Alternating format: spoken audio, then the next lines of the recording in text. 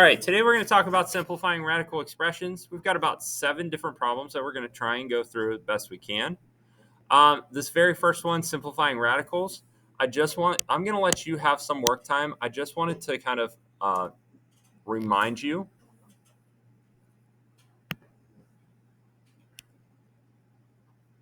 Let's see here if I can keep that up. Just want to remind you that whenever you have a radical, it also means too that you have a fractional exponent, and you can also take and break things apart. So anytime that you do have a radical, you can break them up if you prefer. This is only one way to do this. There are multiple different ways to do this. And then you could say that you have 9x to the 3 halves, y to the 4 halves, z to the 6 halves, which then just becomes 9x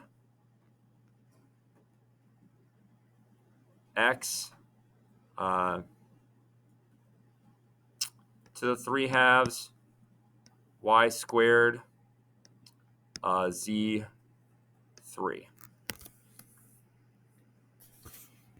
You can also write your answer like this: 9x root x, or let me back up here because that root x has to go at the very end. Y squared z cubed root x. That this being the main reason is because x to the 3 halves is the same as saying that you have x to the 2 halves times x to the 1 half, which then becomes x root x.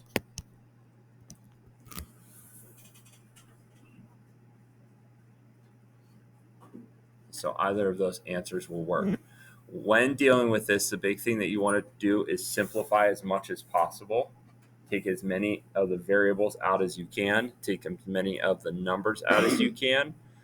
Anything else that you have left over either gets thrown back into, usually gets thrown back into the radical. Okay. Just to preface, in case you do forget, anytime that you have something that is just a square root, say for instance this is m and this is n, then it's x to the n over m is how you would write those. Okay, and I think we did this a while ago, like a long time ago, but I figured that I'd give you some time to just kind of remember. All right, let's take a look at example number 2. Simplify.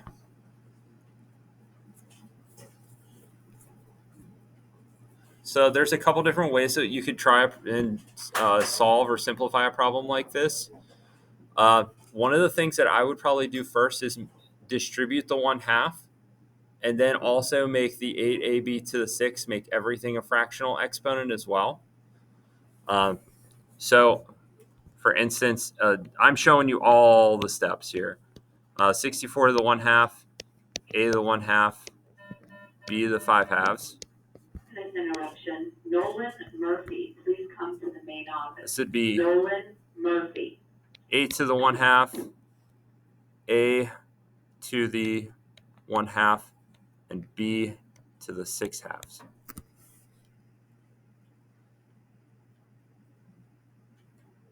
The reason that I like doing it this way is 64 to the 1/2, or the square root of 64, that's 8. Okay, that shouldn't be too terrible. I liked showing you how a to the 1/2 and a to the 1/2 just become a to the first. B to the 5th is really b to the 4 over 2 and b to the 1/2. And then you have b to the 3rd. 8 to the 1/2 is really 4 to the 1/2 and 2 to the 1/2, because you're multiplying those out. Like 4 times 2 gives you 8. They would technically each be to the 1/2. Essentially what you're doing with this 8 to the 1/2 is you're doing a factor tree. So this is going to end up being like 2 root of 2, which is what 4 to the 1/2 to the 1/2 is. This right here is going to give you 2. So you'll have 8. And I'm sure simplifying this, some of you will find better ways. B to the 5th, B to the 1/2. 4 to the 1/2 is 2, and then 2 to the 1/2. So now we're looking at 16 a b to the 5th root 2b as our final answer. And like I said, there's multiple ways that you can do this. You can make everything underneath a radical. You can make everything to the 1/2. It's totally up to you as to what you want to do to combine your terms. Some of you will be able to show a little less work. You'll probably be able to do things in your head compared to what I'm showing you. Some of you might say, hey, Mr. Stewart, it's really easy to see that 8 is going to be 2 root 2 right off the bat, so I can write that out. That is totally fine as well. Just as long as you're simplifying and getting this same answer, and you're doing it in your own, then you should be okay.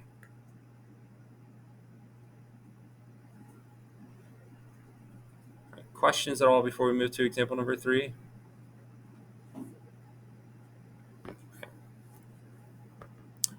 Go ahead and try example 3 on your own, and I'm going to work on example 3 here, and let's see if your method, however you're trying it, we come up with something that's very similar.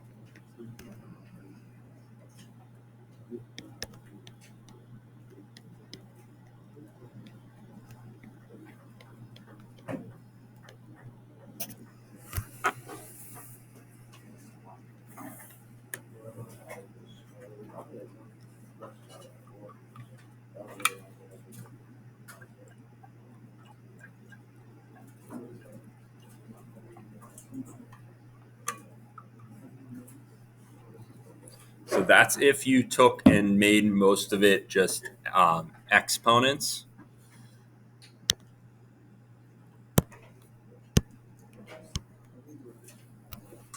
trying a different method here. I'm going to make this 9. The whole cubed root, 48x to the 8th over 2x cubed. This might be even a little bit quicker to do. So 48 and 2 is going to give us 16. Or no, 48 divided by 2 is 24. Sorry. And then x to the 5th.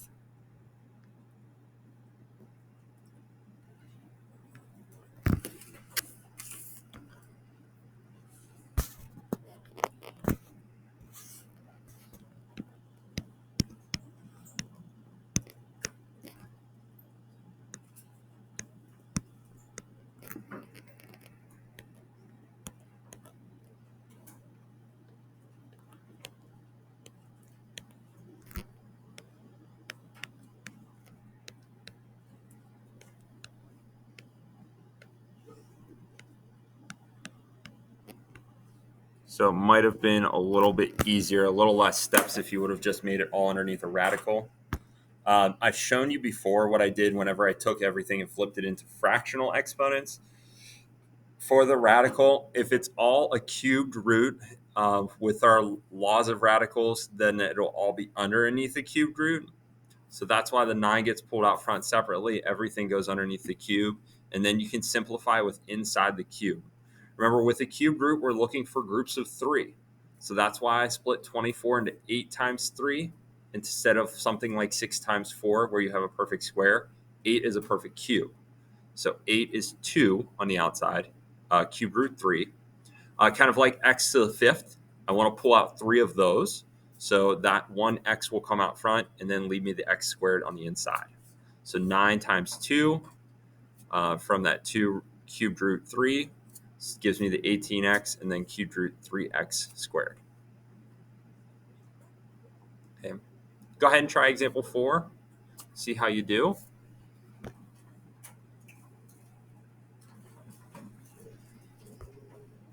So, we're switching to operations. So maybe I should go through this with you. With operations, okay, you just want to make sure to simplify your radicals and then see if you can see if the inside of the radicals will form the same number. If they do, then you can combine by adding the front numbers. If not, then you can't really simplify them. You have to keep them all separate.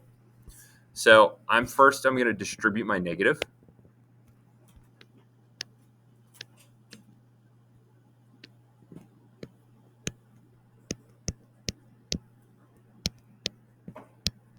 And since these are square roots, I'm going to simplify using square roots.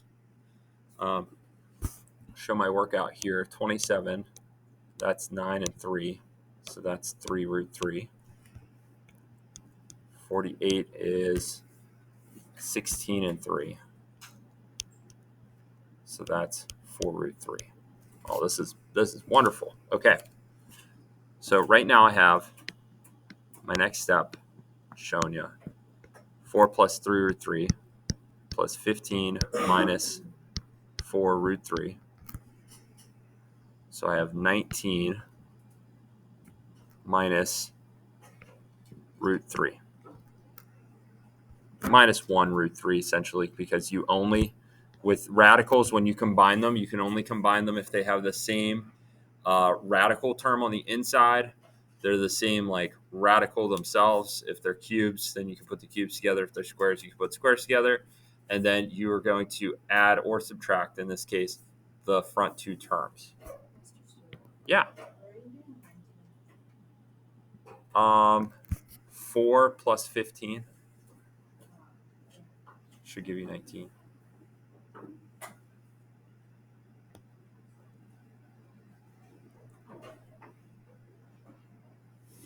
All right.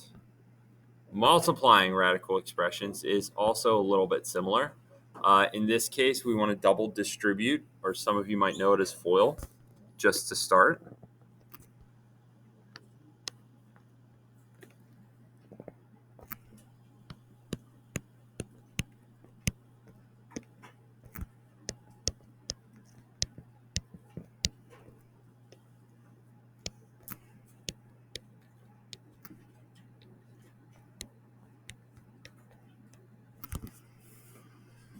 So when you do your double distribution, 3 root 3 times negative 7 root 3, you'll get negative 21 root 3 squared. Essentially, the root and the square root will cancel each other out. I'm just showing you that step. If I combine this right now, I have 18 plus 13 root 3 minus 21 times 3. So this right here, this is going to give me 63. So I'll have 63, negative 63, and 18.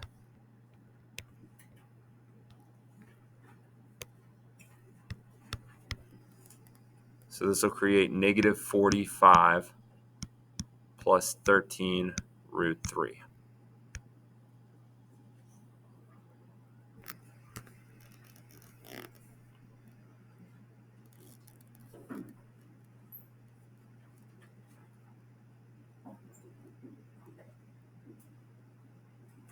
Questions at all so far about any of the steps? We've got 2 more example problems we're going to get through.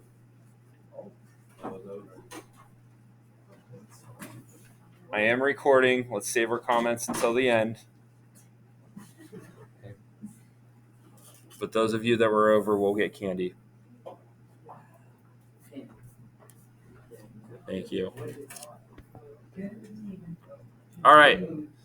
Rationalizing a denominator. Okay, this is one of the final things I think that we're going to do here. We can't have a radical in a denominator. It's just mathematically something that we are against. So we have to rationalize. In order to rationalize a denominator, we have to multiply, especially in this case. If we were just doing square root, we'd multiply top and bottom by the square root. Okay, I think you've seen that probably in honors geometry at some point with the 30, 60, 90, and 45, 45, 90 triangles. With this in particular, because it's 3 minus the square root of 7, we have to multiply by the conjugate on top and bottom. So if you remember, the conjugate just means that we change the inside. If it's a minus, it's a plus. If plus, it's minus. We just change that middle sign on the inside. So on top and bottom here, we're going to multiply by 3 plus the square root of 7.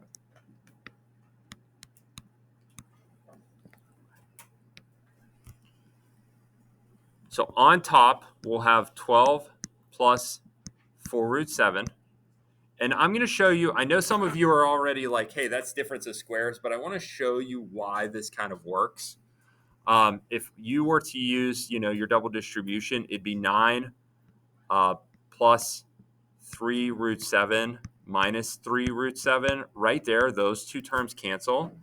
And then you have minus root 7 times root 7 is just going to give us 7.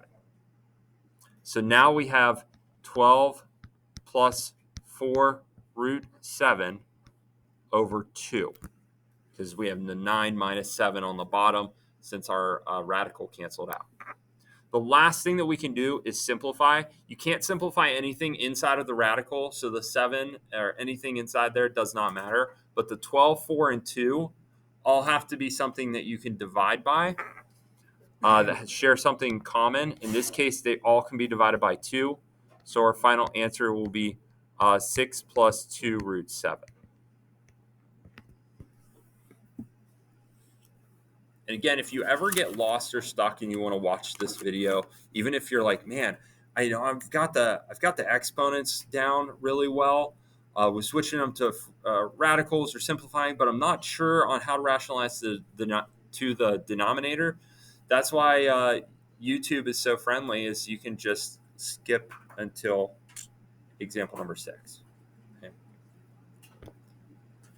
All right, and I'm sure that some of you will probably watch example 7 again. So example 7, you're simplifying. You've got a radical in your denominator. You've got 2 terms.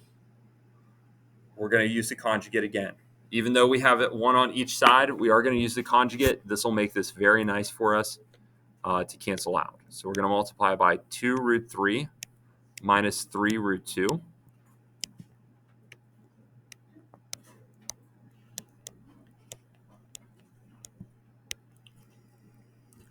On top, I'm going to end up with 14 root 3 minus 21 root 2.